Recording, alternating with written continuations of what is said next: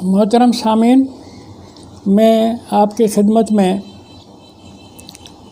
جو مسلم امت کے اندر مسائل اختلافی چل رہے ہیں اس کے پس منظر پر کچھ گزارشات کروں گا۔ آپ نے یہ نام سنا ہوگا کہ خلافت ترکیہ کے توڑنے کے عرصے میں ایک جاسوس تھا انگریزوں کا، برطانیہ کا۔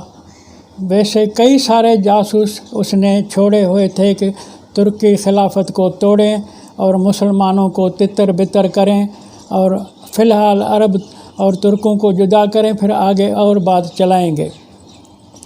تو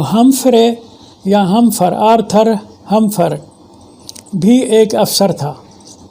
اس کی ڈائری گم ہو گئی تھی۔ وہ ڈائری جو لکھتا تھا کہ ہم کیا کیا کر رہے ہیں، اس میں چونکا دینے والے انکشافات ہیں۔ وہ یہاں انقرہ میں، عراق میں، ترکی کے دیگر علاقوں میں کام کرتا تھا، جس میں اس نے لکھا ہے کہ میں نے کئی جگہ مزدوری کی، نوکری کی، نوکر بن کے مسجدوں میں جا کے نمازیں پڑھیں، عربی اچھی سیکھی، کسی استاد سے پارٹ ٹائم میں تعلیم پڑھتا تھا قرآن کو بھی اچھی طرح میں نے پڑھا سمجھا، اور ایک مولوی صاحب سے بھی تعلق میرا قائم ہوا جس کا نام محمد بن عبد الوہاب ہے، اور اس کو بھی اس نے دوستی میں ایسا پھنسایا جو وہ تعلقات اتنے گہرے ہو گئے جو اس کا شاگرد بن کے اس کو پھسلاتا رہا، مسائل کے حوالے سے الجھاتا رہا، جن مسائل میں متع کا جواز بھی اس کو منوایا، اس کے علاوہ شراب پینا بھی اس کو منوایا۔ اس طرح کی کئی باتیں اس کو منوا کر کے متع میں پھر انگریز برطانیہ کی جو جاسوس عورتیں اس علاقے میں کام کر رہی تھی، ان میں کہ کسی ایک عورت کے ساتھ اس کو متع بھی کرایا، اور یہ کہتا تھا استاد کو، استاد صاحب میرے پاس کچھ زکوٰۃ کے پیسے ہیں، پھر متع کا بل بھی یہ ادا کرتا تھا کبھی کبھی۔ یہ آپ نیٹ پر اس کی کتاب دیکھ سکتے ہیں، جس کتاب کا نام ہے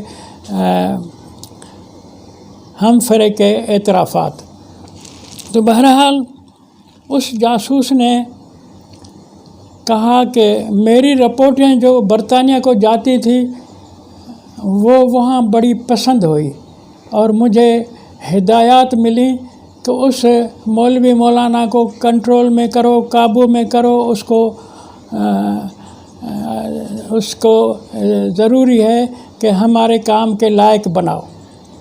پھر اس کی بات بڑی لمبی ہے، آپ نیٹ کی کتابوں میں پڑھ سکیں گے، اور اس میں خاص بات جو میں آپ سے عرض کرنے والا ہوں وہ یہ ہے کہ یہ چھٹی لے کر لندن گیا تھا اپنے گھر میں، غالباً 10 دن کی چھٹی تھی یا کچھ اور بھی، تو وہاں سیکریٹری نوآبادیات جو اس سے ملاقات کی تو اس نے کہا کہ ہمارے وزیر نوآبادیات کو آپ کی رپورٹیں بہت پسند آئی ہیں، آپ آئے ہیں، چھٹی بھی بڑھائیں گے اور بہت اہم دستاویزات بھی آپ کو پڑھائیں گے جو خاص اپنے افسروں کو ہم پڑھاتے ہیں۔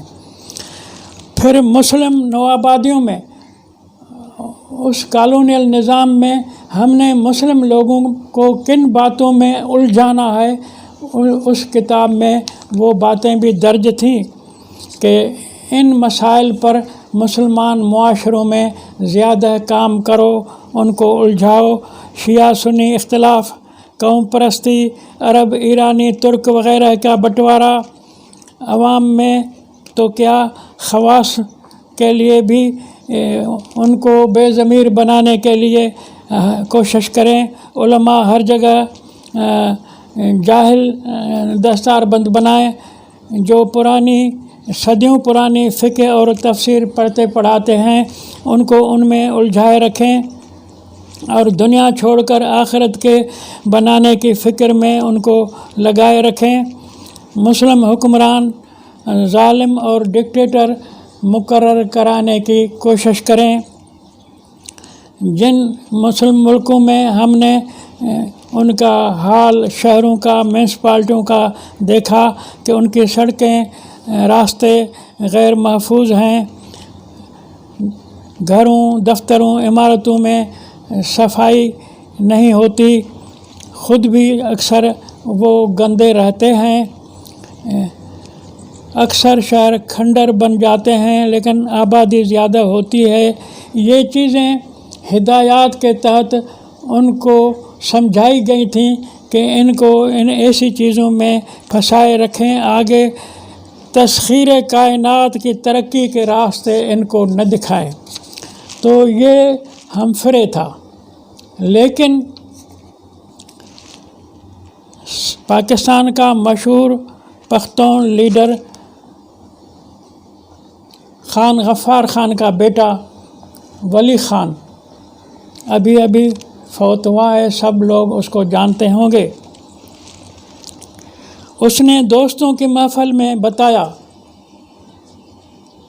کہ دہلی میں دوستوں کے مجلس میں گپ شپ کر رہے تھے، ایک ہندو اسکالر عمر رسیدہ تھا، اس نے باتوں میں بہت فرسٹ کلاس اور اعلیٰ درجے کی عربی میں بات کے قصے کچھ بتانے شروع کیے یا نقل کی عبارت عربی کی۔ میں حیران رہ گیا کہ یہ ہندو ایسی عربی بول رہا ہے جو ہمارے مسلمان عالم بھی اتنی اچھی عربی نہیں بولتے۔ تو میں نے اسے کہا کہ جناب یہ عربی آپ کس طرح سیکھ گئے، آپ کی عربی بڑی شستہ ہے۔ تو اس نے کہا کہ خان صاحب یہ عربی میں کس طرح سیکھا ہوں، یہ بڑی داستان ہے اور سنانے کے لائق ہے۔ تو میں نے کہا سنائیے۔ تو اس نے کہا میں انگریزوں کے زمانے میں یہاں CID انسپیکٹر تھا برطانیہ کا دہلی کے اندر، اچانک مجھے لیٹر ملا کہ تیرا تبادلہ کیا جاتا ہے عربستان مدینہ شہر میں۔ مجھے نوکری کرنی تھی، لیٹر کے پتے پر میں عربستان گیا، شہر مدینہ گیا اور جو ہماری انٹیلیجنس کی آفس تھی، دفتر تھا، وہاں پہنچا۔ دفتر کے اندر سامنے جو ہال کے اندر مین کرسی پر بیٹھا ہوا آدمی تھا، اس کو میں نے اپنا تبادلے کا لیٹر پیش کیا۔ اس نے وہ لیٹر پڑھ کر مجھے کہا کہ آپ کو تو کرنل لارنس نے منگایا ہے، تو آپ اس کے پاس جائیں۔ تو کہا کہ آپ مجھے بھیج دیں، بتائیں کہ کہاں ہے کرنل لارنس، میں تو نیا ہوں یہاں۔ کہا وہ کونے والا جو کمرہ ہے کرنل صاحب وہاں بیٹھے ہوئے ہیں۔ تو میں وہی لیٹر لے کر اس کمرے میں گیا، سلوٹ کر کے لیٹر پیش کیا۔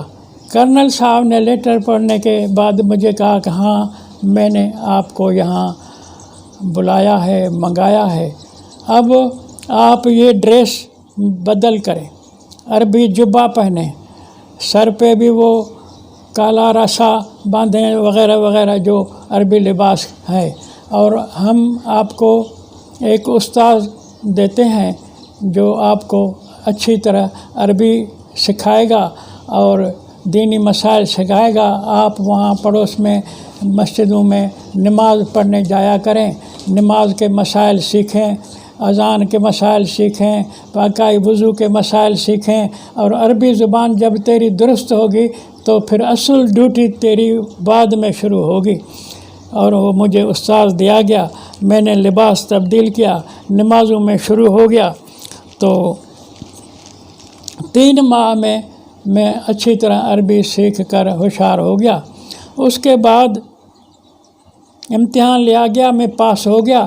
اب جو مجھے ڈیوٹی ملی تو کرنل لارنس صاحب خود مسجد نبوی کے پیش امام اور میں مسجد نبوی کا مؤذن بن گیا۔ نئی نوکری نئے انداز سے میں نے وہاں شروع کی۔